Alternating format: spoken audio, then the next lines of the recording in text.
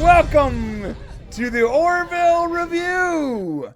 We are talking about Season 3. Yes, I said it. The Orville Season 3, Episode 1. It's gonna be a good. I'm gonna reset this counter. We were reviewing Strange New Worlds. This is how it works. I love that, man. For every good thing, we give it. Me or Shane give it an upvote or a downvote, and for every bad thing, upvote or downvote, whatever. And at the end of the episode, we will average our two scores and give it an official Popcast score, of which no one but us actually care about. Woo! That's right. That made me laugh when you had the production camera roll again. For whatever reason, I didn't realize it was coming again after earlier, and it just made me crack up. I don't know what it was.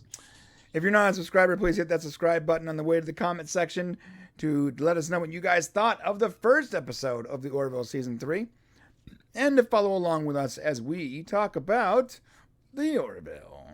Have I said the Orville enough at the top of this recording so that it gets served to fans of the Orville? I don't know. Probably not. But we're watching the Orville. The Orville, the Orville, the Orville, the Orville. Here we go. Oh, it was so nice having it back. You guys, it was hard for us to hold back being able to see the screeners and kind of knowing what was going to happen. It was hard not to share with everybody what we knew was coming and how exciting it was, how we knew you were going to be excited about it, because it was just fantastic to have it back. So, yeah, I noticed in Hulu, it no longer says Season 3. It says New Horizons. So it's like Season 1. Really, yeah. What? Well, they really wanted to change. It wasn't they came to Seth and said, listen, what do you think about, instead of saying, the Orville Season 3, why don't we change it to the Orville New Horizons? And Seth was like, because you're going bigger and better. They kind of came at him with this whole thing. But I kind of think the reason why they wanted to change the name was they wanted to somehow garner more attention and make people think it was different, because maybe a bigger audience would watch it. Which I don't know about you, but every single person I've ever told, hey, you need to watch the Orville, who had never heard of it, which is weird to me that people haven't heard of the Orville, they always end up loving it, coming back and saying, oh my gosh, I love it so much. Yeah. So why can't this show get out in front of more people, bro? I don't know. One of the guys that helps us to do editing discovered the Orville because we were making Orville stuff, and he's like, oh my God, this show is outstanding. He started it watching where it was like sort of like a funny Star Trek parody, and then he starts watching, Season 3, or New Horizons, and he's like, if you didn't watch everything that went in between, and like let's just say you watched the first couple episodes of Season 1, and then you're watching Season 3, like the tone is completely different. It's really a science fiction show in its own right, 100%. It's not like copy and like that. It's the Orville is science fiction. It's so deep cut science fiction. It's just a beautiful expression of my favorite genre, which is science fiction. That's all. What you just said left me speechless. I'm glad. I got nothing. The Dork Knight I cried a little bit. You cried a little bit? Yeah, like the Dork Knight. He said, I literally cried 3 times during this episode. Way more serious. All right, you'll have to let us know, Danny, when you cried, those moments. Yes. Okay. Yes. I want to know. Mr. Ticker Trunks said, I never knew I wanted to sleep a naked... What? You got to take about half of what Mr. Tickle Trunk says and just kind of filter it. Is that the spiky chick? Maybe. I gotta be honest. We're not there yet. Let's review it so people know. We're gonna get there. Because there are countries, guys, there are countries out there that did not get to watch the Orville when it came out. One particular, I know for sure, Spain. It did not come out on Disney Plus like it was supposed to. A lot of people are counting on this review, Brian, right here to find out what happened during this episode. Oh my God. No pressure, man. Okay. Get it right. Here we go. All right. Rocking and rolling all day long. Here we go, and we start And Oh. I'm going to start off the upvote train with an instant upvote for the greatest. If I would have, I didn't expect this, but it's so classy to give us an in memory of Norm Macdonald, who played the voice of Yaphet, and he's one of the greatest comedians of all time. And he passed away shortly after doing all of his voice lines for New Horizons. And I just think you open up your Mona Lisa of a season, and you open it up with these words. It just shows such a deep respect for Norm, and it also shows like Seth MacFarlane's character, and it's fantastic. And to be honest, Seth MacFarlane, he loved Norm. Norm Macdonald was, in his words, his favorite comedian, someone that he admired and respected. So, and it really shows. And I love Norm Macdonald's my favorite comedian. And when I saw this, instant upvote. Shane, what about you? Nice. You gonna downvote this or what? What are you gonna do? Well, I would have let's put it this way. I would have downvoted had it not been here. Oh, that. See, I didn't expect. So you expected it to be here? I did. I fully expected to be there because it's the right thing to do. And I know the people over at the Orville, they always do the right thing. So are you getting this a downvote or an upvote? It's not getting either. I fully expect it to be there. It should be there. It should be there. Gotcha. Yes. Okay, that's fair. All right, we open up with a I gotta turn the freaking volume down. Jeez, just broke my ears. Yeah, cool. Epic Kalon battle. I can't play the music because I'll copyright claim us. Listen, I got to tell you, if I dream like this, this would be a true nightmare. It's in full color in your face. Yeah. And you got to give it to Marcus because of course, this is a dream, right? Right. Marcus is doing like some superhero stuff in here, so you definitely know it's his dream, right? Right. Yeah, BJ Tanner, man, really coming into his own. This strong opening. Yeah, he breaks out this episode. Totally breaks out. Yeah. And there's Isaac. We saw a little clip of this, right? By the way, that would scare me. Yeah, they released that actually. This was released a while back. Right. That clip.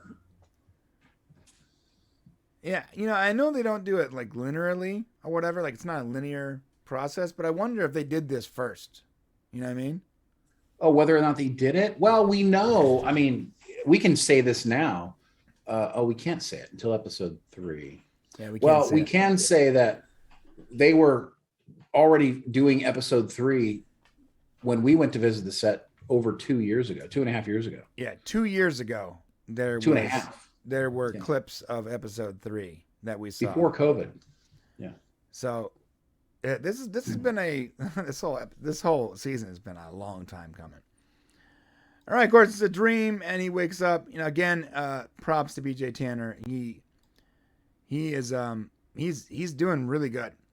A lot of child actors, I don't want to say child actors, but actors like younger actors have a hard time sort of transitioning from a secondary role, like as a child to a main character, into their own character with their own, unique personality.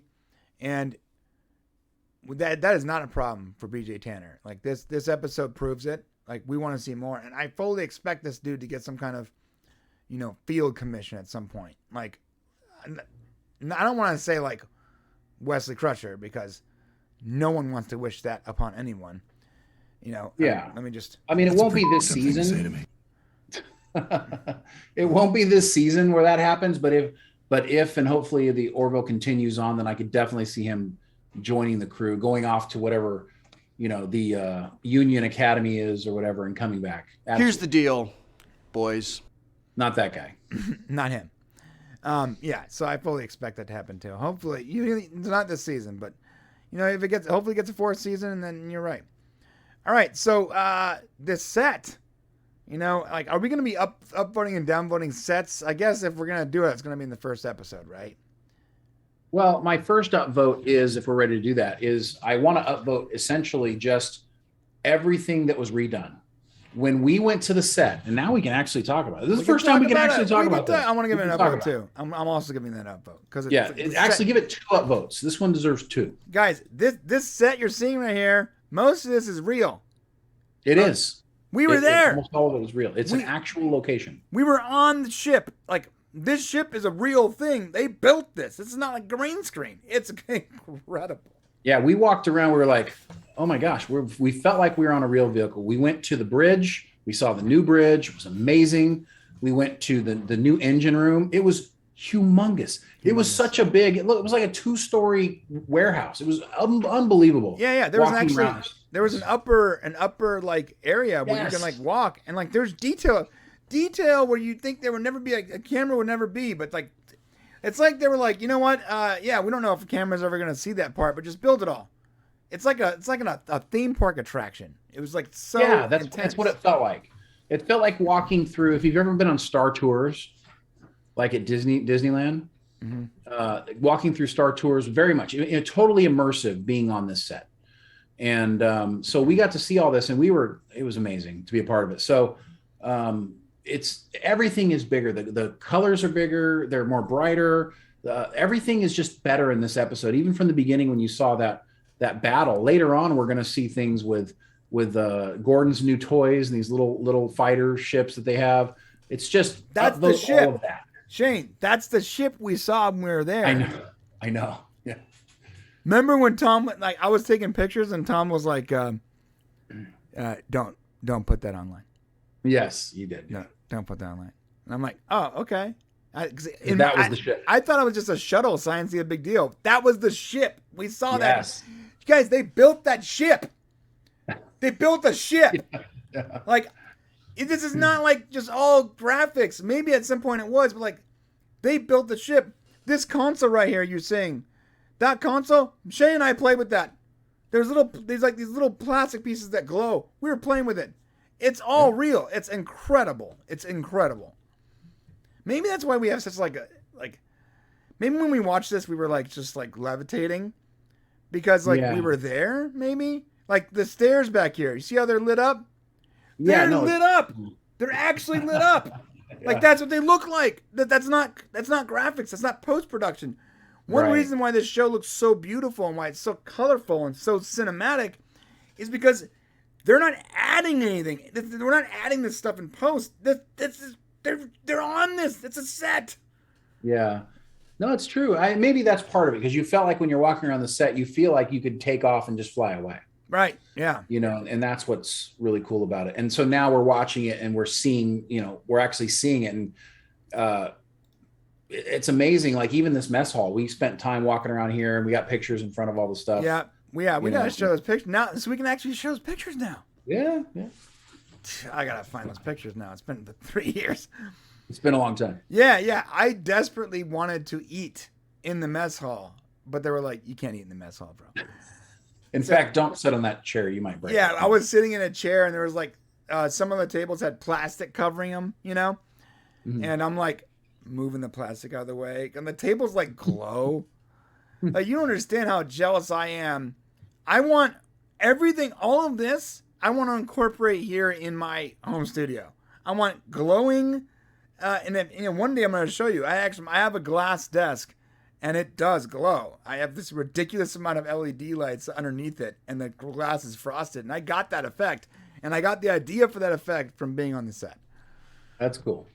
Okay, so there is an upvote, downvote moment here when Isaac sits down with the crew. How'd you feel about this? Well, I thought it was pretty normal. It actually got a downvote from me. This first introduction with Charlie and Isaac actually got a downvote. Okay. We talked about it earlier. We were like, we couldn't think of any. Remember we said it when we did the non-spoiler review. We were like, can't think of any downvote moments. Well, then when I rewatched it, this was the downvote moment. And the reason why is because when Charlie is first talking to Isaac, she's not angry. In fact, she apologizes for what the other people did. And then she's talking about pancakes being her favorite meal. And then all of a sudden this switch goes off and she's like, just as angry as they are. And it was weird because it didn't feel correct in that moment. Right. You know what I mean? Didn't feel like she should have came in, sat down, been friendly. So I felt like that wasn't great, but that's pretty much it. Was she baiting him into an altercation? No, because you can't bait a robot. So she was talking on regular when she remembered sort of like how he doesn't have any empathy is when that flip got switched. Yeah, and maybe it just didn't feel as natural. I mean, not horrible. I mean, this is really like kind of her first scene. Mm-hmm. And so it's not like you really want to hold that against her, but like in an episode where there's like a lot of upvotes, this was probably the one downvote for me. And just to say about Charlie Burke's character, this character was necessary. There's a lot of people out there because her character throughout this episode is very anti-Isaac and kind of not cool. She argues with the captain. She's kind of got a bad attitude about, what happened. And so a lot of fans are kind of like, I don't like that character. Right. But here's the reality. We needed Charlie Burke to come into season 3. We needed an outsider to become part of the cast because all of the regular cast members were basically friends with Isaac. And we needed someone who was a part of the main cast to actually voice the dissent on what happened with Isaac in season 2. Because if you notice throughout the entirety of the rest of after episode 5 of season 2, we don't really address the Kaelon battle, the Kaelon attack, what Isaac stabbing everybody in the back. It's not really addressed other than Ed going to bat to bring him, to reinstate him. Right. So we never address it. And Brian, if you guys remember, Brian and I, the whole season 2, we're talking about, man, they got to address the Isaac thing. They got to address it. They can't just leave this off. Well, huge kudos to Seth and the whole crew. The very first thing they address is the Isaac thing in season 3, episode 1. And they brought in Charlie Burke to be that character that could be mad and angry at Isaac when the rest of the staff really didn't have that. They weren't angry from episode 6, 7, 8, 9, and 10 during season 2. So it would have been weird for them to all of a sudden be angry in episode 1 of season 3. So They had to have a new character. And that's probably why she's here. Yeah. Although Gordon did share his true feelings at some point in the episode. He did, but it would have for example, for him to be like the point character that like comes at Isaac and now is angry. Number one, it's not really Gordon's character. Right. So that would have been weird.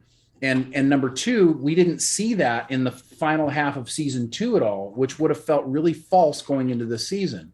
So maybe you don't like her because of what's happening now, but let me just tell you guys, she's playing a very specific purpose and something that overall the franchise needed, because without an explanation of the Isaac story, and we're going to be getting a lot more Kaelon going forward, but without an explanation of that story, it really would have felt insincere. I agree 100%. Okay. Yeah, and I also like the fact, and it's not like a downvote upvote moment, but I like the fact that they're still like the Kaelon are still a problem. Yes. And we see that a lot. But they're not a problem where they're taking over the entire season. They're just sort of an underlying problem that you have to that will have to be dealt with, or at least operated around during the season. Another which is where I like. I want episodic with some underlying stuff going on, which what we just talked about in SNW. And I realized that after having that conversation with you earlier, I don't think Star Trek can do it, but it's clear that the Orville can. Yeah, so. And it looks like they will. And this scene here, just to describe it to you guys a little bit, basically it's the ship that Charlie was on with her best friend here. That's her bestie. Basically gets blown up. They're supposed to evacuate ship, but only one can get out because the other one has to like manually close the doors so it can be launched. And the friend basically insists to stay behind, and that is why she's angry, which would make sense. It's a reasonable reason. And I would argue that's an extreme design flaw. Just to be I don't want to be like unnecessarily critical here, but like, I mean, it got jammed. It wasn't the way it works. Oh, okay. Yeah. So it was jammed up. Yes. Okay. Never mind. I retract that criticism. Because you know why we've seen that in science fiction though, in other series where it had nothing to do with the mechanism being jammed. It was like for some reason somebody has to hit the button from the outside. And every time you see that, you're like, why? is that the case? Why do you have to hit Don't the do button? it that way. As much as I love Mass Effect, that was Mass Effect had that weird problem where like someone had to push the button from the outside. Why? That doesn't make any sense. Okay, so yeah, Charlie gets out and she joins the crew of the Orville. She tells that story to Isaac, and yeah, she got does that have those serial crazy... killer stare. Look at that serial killer stare right there. Yeah, I call that the Taylor Swift stare. Okay. Yeah, that's when Taylor Swift doesn't know whether she wants to drink your blood or date you. She don't want to date Isaac here. I can guarantee you. Yeah, so it's the latter. All right. All right. Yeah. Now he goes to engineering, and someone wrote murderer. No. So yeah, I gotta be honest. This for me was almost a downvote. Really? I'll tell you why. Until they explained who it was. Right. It's such a juvenile way of like being mad at someone that if this perfect. What's that? Which is why it's perfect. Right, it works. But initially, I'm like adult crew members wouldn't do this. This is dumb. But then it was like, I see, it was Marcus. Oh, okay, Right. That's a Marcus thing to do, Yeah, but initially I was like, come on, guys. When I saw the trailer, I was like, that doesn't work. That's probably not going to work. But it does work because of who it is. Yes.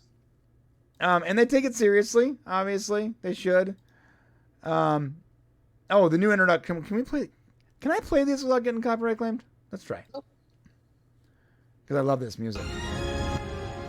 Oh. I love the music. I love everything about this, but I love especially the homage to TNG at the very end. Oh, it feels so good. Let me skip ahead a little bit. It's not getting super claimed. Oh, no, go back. Here it is. There it is. That's TNG, guys. So hot. Nice. Way to salute TNG, Seth. Nice. So hot. It's so hot. All right. Yeah, they're fixing the ship. Yeah, what's funny is I said this yesterday during the non-spoiler thing. It's like halfway through the episode and you realize that the ship is still in dock.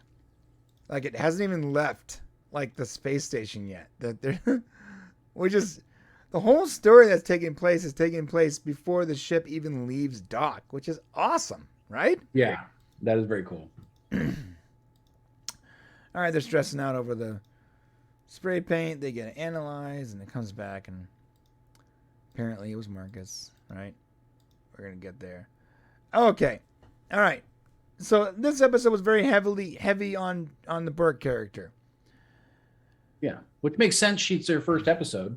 Right. So how'd you feel about, I felt like she was a little insubordinate with Ed. I totally think so. And if this show wasn't already always a little bit insubordinate, then it would be a problem. Like, let's say this was actually Star Trek, like it would be a problem for me. There's only one Ensign Rowe in Starfleet. Right. But, it seems like everybody kind of just speaks their mind to Captain Ed. And there doesn't seem to be, he seems to take a lot of it up to a point. And you'll see at the end of this one, he dismisses her. Well, not here, but later. But yeah. When he gets gnarly, that was nice. He was like, it's what? nice All to right, see leadership. get off the bridge. Yeah, and actually, I'd like to upvote that for Seth's character, because I did feel in this first episode like his leadership level seemed to like game up. Yeah. Did you notice that? Yeah, he leveled up the leadership For sure. and him and Kelly are working very closely together now too. Yeah, you know what was interesting about this first episode? There was no like, I almost forgot they had a relationship together. Right. In a way, I almost don't want them. I know a lot of people want them to eventually be together, but I don't think they should ever be together. Right. It's like just too good this way, the way their relationship works. It would ruin everything. Right. I agree. Yeah, I agree. Of course, we get Yaphet. So Yaphet, how does his suit work? Someone, I don't get it. Is he like filling? He's filling in the whole suit. Well, he can, yeah, he just fills in the whole suit. He just kind of ekes out into the fingers and, and he kind of is able to probably press his body against the suit in ways to make him be able to maneuver. Okay. I mean, that's my guess. That's what I would think. Yeah, I mean, listen, as much Yaphet as you can give me, I will never complain. Okay. You want to know how smart John is? So we haven't really gotten to this point yet, but that alien that he's out there with on top of when they're making that repair, the alien in that other suit next to Yaphet actually speaks in an alien language. And John answers him. So John understands that guy's language. Oh, it's awesome.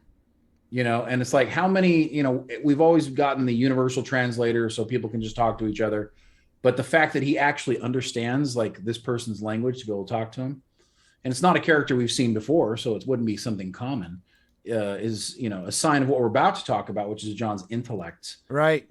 Yeah. Which is another mistake they fixed. And when he's hooking up with that spiky alien chick, which by the way, I'm now into spiky chicks, so that's a thing. She was like, you must have studied whatever her species is, physiology. So like, he's a practiced individual. Yes. He makes sure that he knows what he's doing. We saw that ship. Yes, how cool is that, man? Very cool. Yeah. Very cool.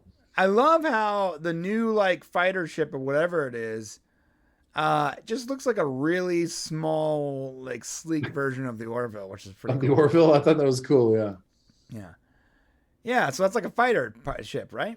Yeah, single pilot fighter ship. Yeah, it's pretty awesome. Pretty awesome. And this is the moment where he's like, listen, man, I got a problem with the dude too, but what are you going to do? Yeah, and I had to really weigh that. Like, I mean, that's cool that that's the way Gordon feels, and it kind of shows that maybe there is some uncomfortable. It would have been nice though if we'd seen a little bit of that. Yeah. Yeah. So Mr. Tickertrunk said that we saw that dude in season 2, the alien. The one he's talking about? Yeah. But it's not somebody, okay, we may have seen him on the ship, but I'm saying it's not an alien culture that we interact with ordinarily that John would have a need to learn how to speak his language. Sure. That's what I'm thinking. All right. How many alien languages are you going to learn? Maybe you can learn a lot. I don't know any. I like your honesty. So is that Ensign Tuco? Yeah, Ensign Turco. Outvote. That's not the way this show works. Sorry. She's not wearing the same uniform she was last season. Care. She always gets an upvote. All right. Fair enough. I actually do like the fact that they brought her back. Like, so she was like, sort of, at some point she was just sort of a one-off character, right? Like, Yeah, she was dating John. Like a punchline or whatever. But she's made her way into like a semi-regular, which is sort of cool. Yeah. All right, and still window dressing, but yeah. What's that? She's still window dressing, but yeah. Yeah, sure. Okay, and this moment with Claire and Ty and Isaac. What'd you think? I mean, it's just, it's logical, the next step of what's going to happen. They're all trying to figure out how they feel about Isaac. Ty obviously still has feelings for him. He's a young guy. It just makes a lot of sense. I thought there was kind of an abrupt little cut there. See that? Yeah, actually. Yeah, there was actually an abrupt cut on the screener we watched, but not in the Hulu version. Yeah, right. So when we watched the screener, like part of it was like cut off, but then I watched it on Hulu and it was fine. So yeah, somebody has a comment over here that had Ty been the reason, had been the one who wrote murderer across the front and had that whole storyline, that probably would have been more appropriate for doing that. I feel like Marcus is more of a rebel and like as a teenager than Ty is. Yeah. It would have been interesting though for Ty to be the one who was afraid and scared of Isaac though. Right. I guess that makes sense. Being younger. I mean, yeah, but also Marcus, who's like probably in this role, like where he feels he needs to protect his mom and brother, and he can't protect them against. That's true. These robots. Okay, all right, let's talk about this. This is much needed. And this is going to be an upvote, downvote moment, bro. So, Burke is what is it? Lieutenant Burke? What is it again? Charlie Ensign Burke? Ensign Burke. So she's special in some way, right? And yes. now I love that she's special, but I don't, and this is why it's not going to be an upvote or a downvote, because it would have been an upvote that she has some kind of like unique ability, but I do not feel like it was explained very well why or how or what gives her these special abilities that they lean on so heavily this episode. Well, actually, that is a downvote for me. Okay. Because they don't show you how. In fact, Gordon says it here. Show me your. I think it's 4D. She's able to see things in four dimensions or something. She's able to understand relationships in 4 dimensions or something. Right. I didn't quite understand it myself, and I'm like, well, is it just because I'm dumb, or was it not shown to us? But after, and I'm only giving the downvote now because later on, when it becomes critical to what she needs to do, right, I still don't understand what it was that she was important for. Yeah, I do feel like there needed to be some explanation as to why she is special. Because right now, what I see is a human. Right. Yeah. And I don't know any humans that can do that. So I don't even know. I'm still not even sure what it is. So, so that's the one thing. Like, I'm not sure what her skill is. She has like unique ability to see things like see math and have do predictive modeling faster than a computer can. That's what I'm trying to say. Like, I didn't see that, or I didn't quite get it. So I think maybe they were trying to show us this. I think they were trying to show us what her abilities were when she was testing out the fighter ship with Gordon. But I feel like there should have been. What's that? Except Gordon won. Right. Except Gordon won because he's. Which was cool, by the way. Upvote the whole like fighter scene and it too. running the drones. That was fantastic. Yeah, I mean he's the best pilot there is, so I get it. But so there should have been a throwaway line though, where it was like, your unique physiology allows you to better predict mathematical models than the average human or whatever. Sounds like you said that like Obama, actually. I don't know, I'm trying to say it like Bortis, but it didn't work. Oh, I see. Yeah, let me say it like Obama. Your unique physiology allows you to predict mathematical models in real time. I'll tell you what.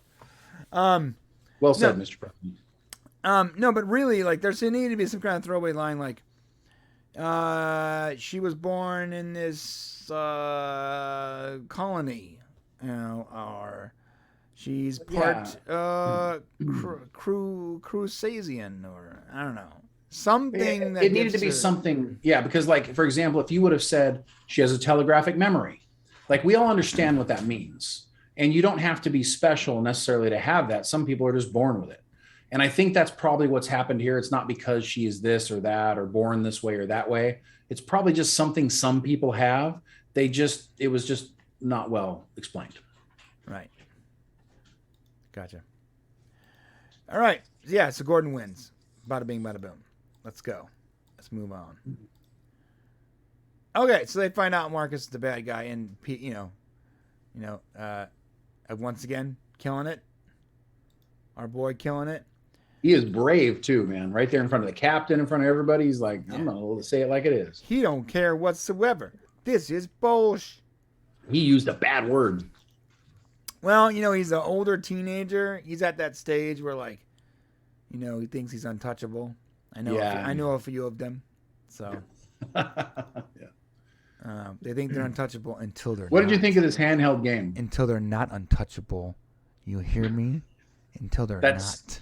Okay, that sounded really weird. I'm sorry, what? Sorry, I blacked out for a minute. What was that? Yeah, the game was super cool actually. I want to play with that. Like a little 3-dimensional handheld game, yeah. Yeah, and I also love his laptop in the back. Like, it's like it's what I think displays would eventually look like, you know? And I like the relationship between the brothers here because, you know, Marcus is telling Ty, hey, look, can you go to the other room? That's really bothering me while I'm trying to study. And Ty looks at him. He's like, pfft, and he just keeps. That's exactly the way brothers would be. I do what I want. Yep. I'm not listening to you. All right. So she brings Isaac in there to talk to Marcus, and Marcus is like, I hate you. Kill yourself. Which is. I wish you were dead. He didn't say that. Yeah. Or whatever. A lot of teenagers say that kind of stuff all the time. So. Yeah. This is actually a fairly appropriate response for an emotional teenager, and also an appropriate response for someone who takes everything literally, like Isaac. Yeah, and I got to tell you, I thought this was a really interesting moment because, you know, obviously Claire thinks she's having this parent moment, and we all have it as parents, where it's like, you think you found this perfect way to get through to your child. Like, and so she talks to Isaac. We've got it all figured out. I'm going to bring him in front of Marcus. He's going to explain and everything's going to be okay. And Isaac goes, I'm sorry, Marcus. Right. And Marcus is like, yeah, I don't accept it. And like, it all falls through. And that is just such a family dynamic that happens all the time. So I thought that was really great. Right. As do I. All right. Now this moment is going to be an upvote for me. Yes, me too. And I'll tell you why. And I already said a part of it before, but you know, Isaac, even though he's a robot, he is endeared with these kids. He loves these kids, right? In his own way. His way, right. In the way he can. Yeah. Right. In the way he can. And he would do anything to protect them and make them feel comfortable. Well, one of the people that he would do anything for said what he wants them to do is die, cease to exist. So in a very Isaac moment, not like Isaac is depressed because someone doesn't like them, but more like Isaac is like, this is what Marcus needs. Like, not what I need, not because I feel bad. Marcus needs this, so I'm going to put everything out there, make sure everyone's prepared for what they need, and I'm going to give Marcus what he thinks he needs. Well, I think and this is what makes Isaac special amongst other, artificial intelligence or whatever, is the fact that we do see this character and while everything he says is very robotic and very the way a computer would do things, there is a heart in there somewhere. There is a bit of a soul to this character that pops out every once in a while. And this is that moment. And of course, this episode is titled Electric Sheep. And of course it comes from, do androids dream, dream electric sheep? Do robots dream of electric sheep? Right. Do robots. And so I thought that's interesting. Which is from what? It's from Isaac Asimov. Which is my favorite author of all time. Which is your favorite author. And quick side note, Shane got me one year for Christmas. And I'm going to show it to you guys one day. He got me a framed signature and photograph of Isaac Asimov. But wait, it's the 3 laws of robotics typed by a typewriter, and it's signed by Isaac Asimov. It is my most prized possession after my children. I'm glad you liked it. Yeah, and yeah, Isaac Asimov is like the father of robotics when it comes to like fiction. He's sort of like. But this title was perfect. Yeah, because of course Isaac's, dead. We theme is dead, but in a way he's just asleep. Right. Yeah, he's asleep. Right. Yeah. Right. Yeah. So also, Dork Knight said, "Moment 1. This is the first moment that he cried like a baby." Oh, okay. This is number 1. Okay. All right. Well, there's 2 more where he's still though. Okay, I like it. Oh, there's 2 more after this. Jeez, bro. Nice. All right. Yeah. So it takes a minute for them to find him. Oh, I love. Can I upvote the engine room, please? Oh my God. Oh, please do. Upvote it for me too. I think we've already kind of done that, but do it again. This engine room. So we didn't see this other seasons, but we finally actually see the quantum core. Yes, that was cool. And it's amazing. Like, and let me tell you something. Like, we saw this set. We saw this this catwalk or whatever it's called. Obviously, the inside of like the core itself, we didn't see that. That's obviously computer graphics.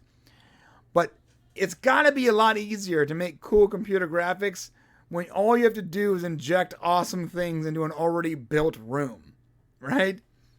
Like this room's already built. It's so cool. This whole set is like practical. Oh, Stephen Ernest actually corrected us. He's right, and I don't know why I blanked on it. Go Do Android's Dream is by Philip K. Dick. So it's not, but I know why he's associated with Isaac Asimov. Just that correction. Wait, no, isn't there Asimov? There's an Asimov book, Do Robots Dream of Electric Sheep, right? I know there is. Now I gotta look it up, bro. No, please continue though. Oh, you want me to keep going? Oh yeah. Well, basically, yeah, this scene is, like, if you look at, boy, Seth's got some great makeup on there. His face looks really smooth. Right? You notice that? How about that guy's face? It's like, whoa. You know what's funny is, he speaks in an alien language as well, and Seth understands it. I wonder if that we don't realize the Union actually speaks like a ton of languages and we just don't know it. Yeah. Or maybe they have like an internal like translator that we don't actually get to hear as the audience. Yeah. Right? No, that was written by Philip Dick. It's a book. It just probably, Asimov gets all the credit for everything during that time. Oh, I just looked it up. There's a Detective Bailey series where Asimov references that book in the series. So in the Detective Bailey book that Asimov writes, he references that book, as like source material. That's very meta. That's why I probably thought that through. That's cool. Science fiction, man. Hell of a thing. All right, going through this.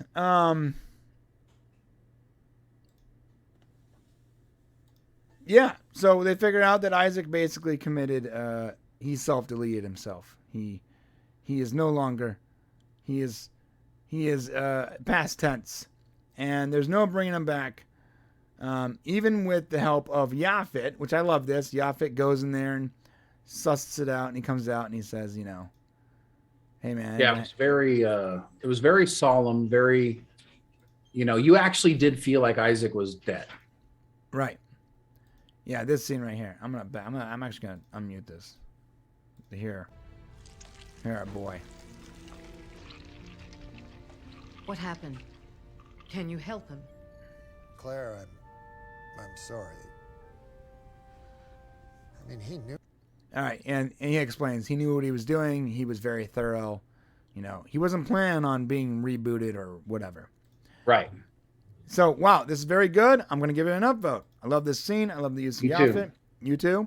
Mm-hmm. I love the use of Yaphet. I love, there's no fart jokes going on. Like, this is a serious moment, right? Yes, and I'm grateful for that. Yes. And we already downvoted Burke's abilities not being explained properly. But, yes. But it does cheapen that final moment too, which we'll get to. Right. All right. Yeah, so Marcus is feeling bad because Isaac is deleted himself. And good mom wanting to talk about it, Yep. Are you okay? Yep. You okay, bud? A lot of talking. We're gonna get past this. It's all good. It's not upvote or downvote worthy. It's just good. Just good story. Yeah. Good exposition. This is all about Claire and wondering, now they're exploring her feelings about Isaac. Does she still love him? And of course, they're kind of saying, well, maybe you should, think about it a little bit. Right. I've hidden. This is nice. This ceremony is nice. This speech was good by Ed. Isaac yes. He didn't have feelings. He had feelings, the ones that we gave to him or that we, Yeah, that was really good. That was really good. And of course, Marcus hears it. Right. Yep, and upsets him. And, okay. Oh, now this scene where she goes to the no, it's not called holodeck. What's it called? Simulator? Yeah, the simulation. All right. She goes to the simulator. She finds Ty there. Ty is hanging out with a holographic version of Isaac. And, that's normal. She activates the restaurant scene. Yeah. Okay. Hypocrite mom. No, yeah, she, for real, and it makes a lot of sense what she says. Like, it's hard to go through the grieving process if you try to pretend like they're not gone, which I could see that being a simulator, or I could see that being a problem in the future if they actually had that technology.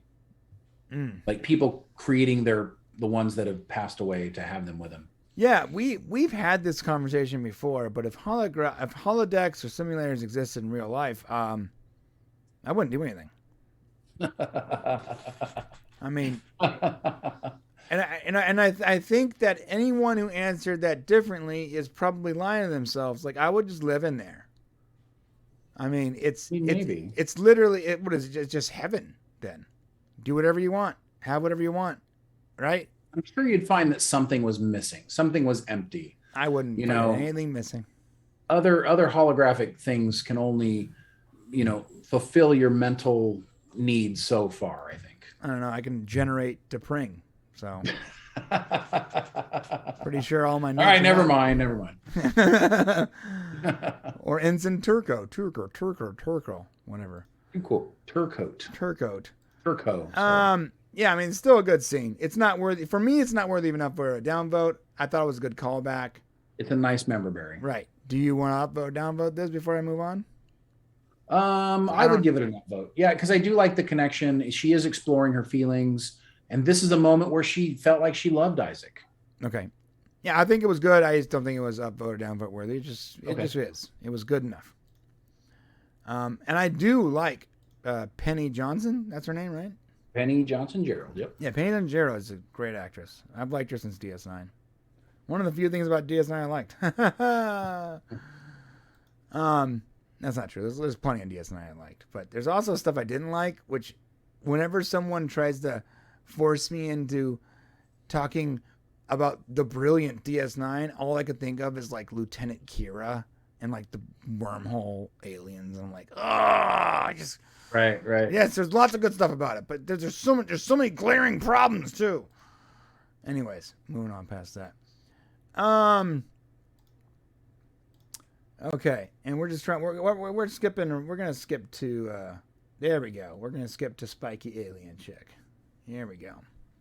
All right, this is when it gets fun again.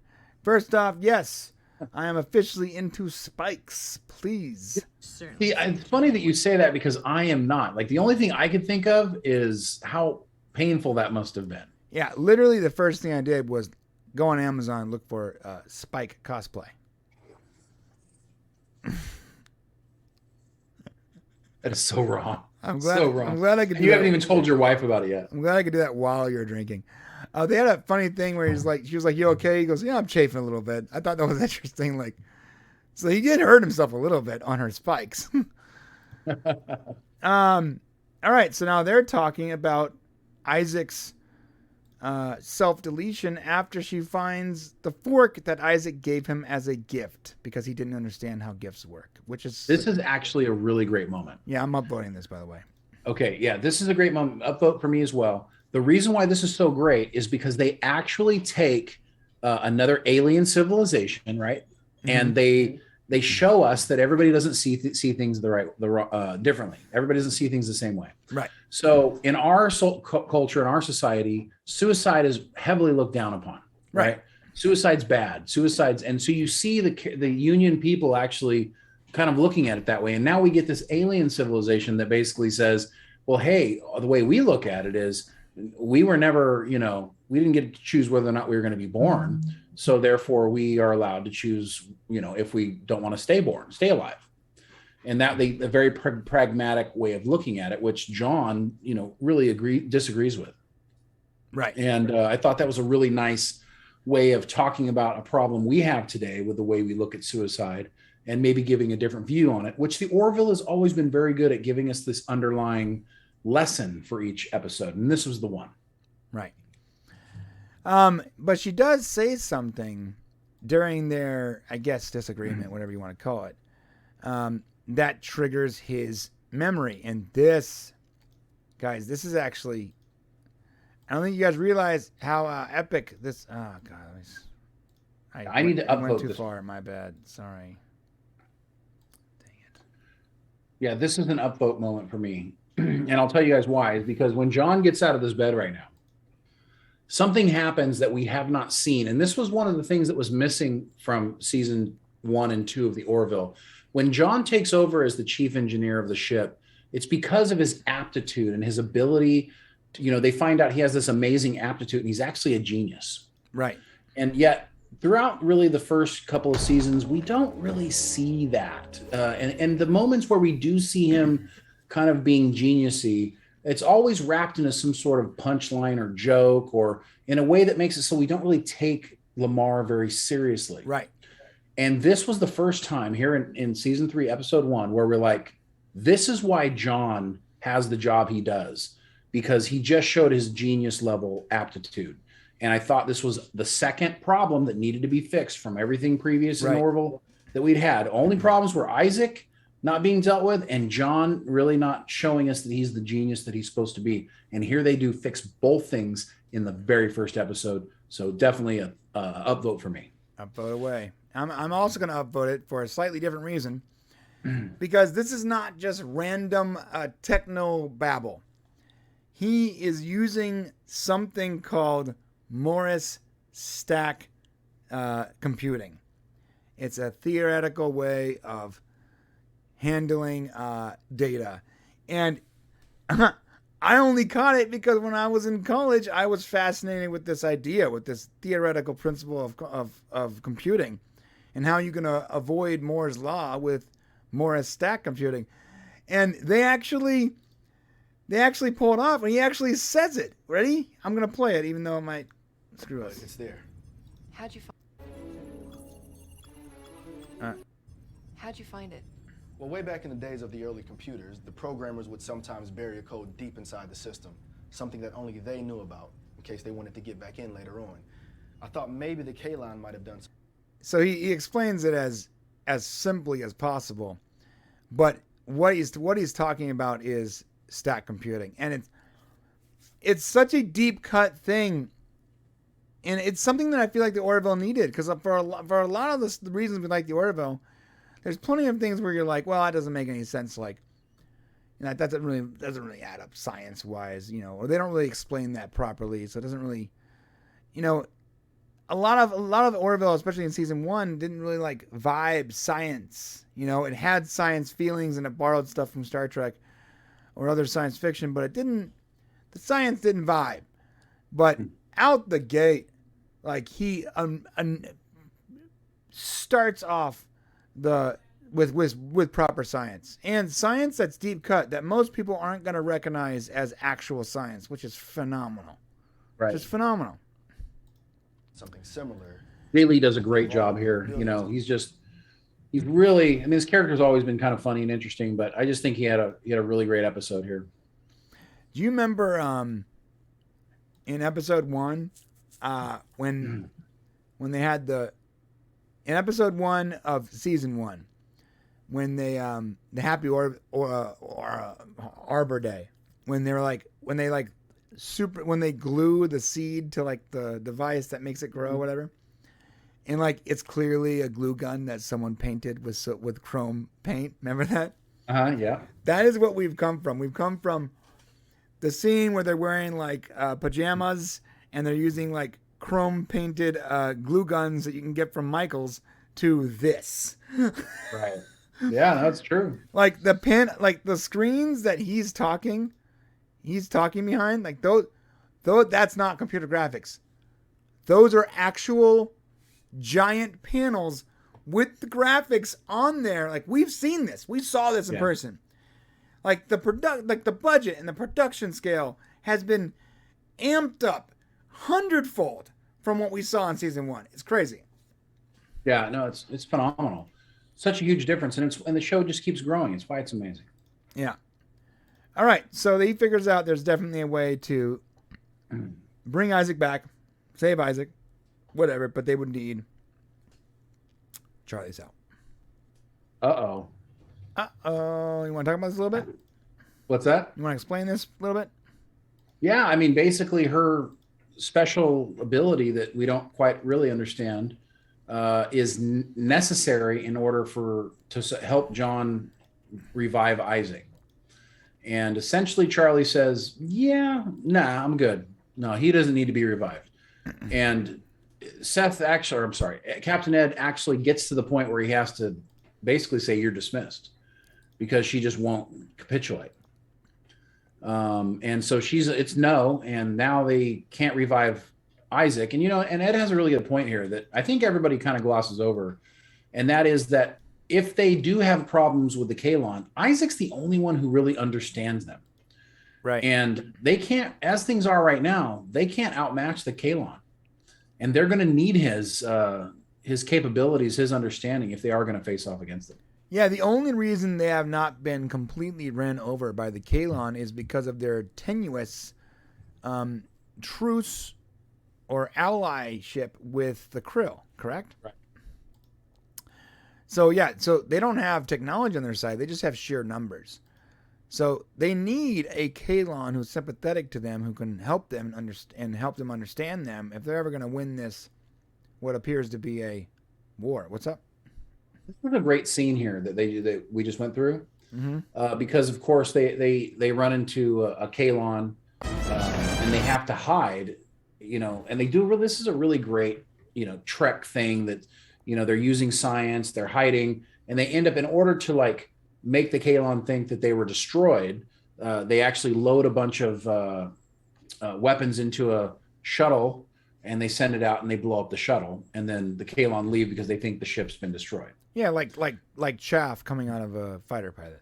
Yeah, I thought it was really, really great. They it was just a nice. I really love that in science fiction. Anytime they do things like this where there's, subterfuge and they're trying to solve a problem, it was just really nice. Yeah, I agree. Okay, so Marcus comes to. I'm gonna skip to that point. Yeah, Marcus comes to Charlie, and he's like, he feels guilty, and he explains who he is, and he basically asks Charlie to help, right? Right. And whatever it is, she feels compelled to, probably for Marcus's sake, because he feels responsible that Isaac took what he said in the heat of passion literally and self-deleted. So she goes to help. And we already talked about this, so we're not going to give it a downvote. But I still don't know what she's doing. So it's cool looking, though. Looks rad. It looks cool, yeah. There's something going on here that's critical. And I guess this must be her ability, or is it just showing how they're getting into his circuits? Is that what it is? I don't know. I have no idea. Well, it looks cool. It looks really cool. And it works. And we get our boy back, which we needed. We need Isaac. Isaac is an essential part of this crew. Very true. Yeah, he's grown past just like the punchline. He is like a data figure for me, where it's like sort of necessary. Yeah, and they show that moment. I'm sorry. Oh, What was that? Sorry. So they show that moment. Like what you just said is really important, because before they bring him back, there's this moment on the bridge where Ed's telling people to do things, and then they look over, or someone looks over. It was a Gordon or Ed, or Ed looks over, and Isaac's chair's empty. Right. And there's this moment of, oh wow, we're missing an important piece to this crew. Yeah. So she's doing her thing. She's doing her superpower. I'm just gonna back it up one more time, and you can see it. So it says phase matching the autonomic and cognitive neural interfaces. Okay. Can I lock it in? This is like catching Really fast on there. Maybe that's part of it. Yeah, it's like catching a swarm of bees with a net. Yeah. So I guess she's just like predicting like mathematics. I don't know. All I know is it looks really cool. It looks like she's doing something complicated. Maybe the fact that we didn't understand it is not that critical. Yeah, maybe it's not a problem. I would have liked some kind of explanation other than like she has a superhero human brain. Maybe that's what like autism is in the future. You know what I mean? Like they've Maybe. worked out a lot of like the social short circuiting when it comes to that, but like this is like the way their brain works. Maybe, yeah. Could be it. This is a really cool shot, by the way, where she says, "I didn't do it for you," and she's sort of like framed by the engine. It's a really cool shot. Yeah, and I think that moment right there is important because this this is not over between her and Isaac. You know, she didn't solve it. Now, kumbaya, everybody's great. This is going to carry on through future episodes, Right. Which is probably a little more of what you want to see that carry through. And it's not just going to be over in this episode. And obviously she did it for Marcus and not for Isaac. Right. Uh-oh. Can you hear me okay? Yeah. Yeah. Can you guys hear me okay? Because there was a weird disconnection for a second. You seem good over here. Oh, okay. All right. That was weird. I'm just going to check this 1 on 3. Yeah. Yeah. So there's going to be some ongoing stuff going on with this. Yeah. You know, we don't know exactly how it's going to play out. But Isaac will have to redeem himself in order for this to work. Something's going to have to happen where the Kalon come across, and it actually already happened in this. Well, maybe it did it not? No. I mean, I got to be careful what I say here. no, you can't. Just don't stop. Did I just get okay? I think I might have got something mixed up with something else. Never mind. Luckily, you got something mixed up.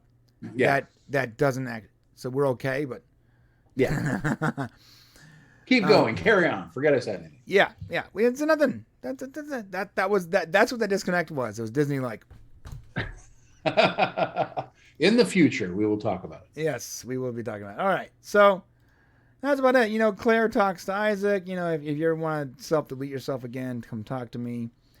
You know, and I don't think he was like feeling depressed. It wasn't depression that It wasn't. No, he has no feelings. it was. He, in his own weird way, he cares for the well-being of Marcus and Ty, and what they need. What he passionately expressed that he needed was for him to kill himself, basically, and so he did. And, Well, his explanation of it, to be fair, is that it makes the crew more efficient for him to be gone. right. And that was his reasoning for doing it. I would like to give him an upvote here just for the official upvote for BJ Tanner as Marcus. This last scene is very emotional, poignant. It shows that there can be a change about the way people feel about Isaac. Marcus is struggling to see the look on his face here. And I just thought the acting was just, you know, this is BJ Turner becoming a man, a young man. Tanner. And it was just, you know, the exclamation point was put on the show right here in these looks that he's giving and kind of how he's performing. And I thought that deserved an upvote. And then my final upvote would be for the whole episode, which for the Orville being back after 3 years, just give me one more upvote for everything. Okay, and I'm gonna give it an upvote for this moment right here. Right there. For co-producer Tom that's Consino. very worthy of an upvote. Okay, so final upvotes, final score is, and this was not manufactured. I want to be real clear. There were some downvotes here, but this is a perfect score. Was that the perfect score? Ultimately, perfect score. I mean, I don't know what's ahead of 10. We don't have an arbitrary number because we don't have a set number of ups and downs. Okay, that's true. Okay, so whatever it is, this is the highest score we've ever given since we've invented the system. If you are a gymnast, this is a perfect score. Right, and the official podcast score for season 3, episode 1 of The Orville is It's a 10, baby. It's a 10. 10, 1, 0. Solid 10, and that included a couple of votes. Down votes, which is impressive. That's impressive. So well done. Can they continue this trend? Oh, spoiler. Yes, they can. Well, we know for at least one more episode they That's can. true. That's true. You know, we'll have to see for the other. Let me just say this. I can say this. The other episode we saw was better than this one. That's Yeah, it was. It was actually like a lot better. Yeah, which is sort of like stunning. You're like, how? Like it is. I don't know what to tell you. It's better. All right, guys. this rating system goes up to 11. I don't know where it goes up to. We don't. We're stretching the limits on this thing. Yeah, I guess This is the best one so far. See, I don't want to cap it at 10 moments, Shane, because then it will have a Okay. cap. I want to That's be able to true. look back in a year and go, the best episode of TV we ever reviewed was 23, and it was this show. You know what I mean? Okay. Yeah, that's great. Like like compression methods or whatever. All right, so that's it, guys. It's 10. Let me just jump over here. It's 10. Because we never expected there to be 2 digits, I did not fix this graphically, and so it doesn't fit. Nice.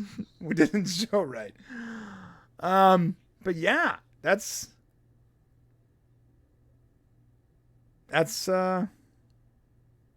Here's the deal, boys. it's awesome. That's what it is. It's awesome. I'm very happy with that. It's awesome. Let us know what you guys think in the comment section below. Hit the subscribe button on your way to the comment section and hit the like button on your way down there. Let us know what you guys thought of the very first episode of the Orville. And don't forget, we'll be back every Thursday for more. Moving on.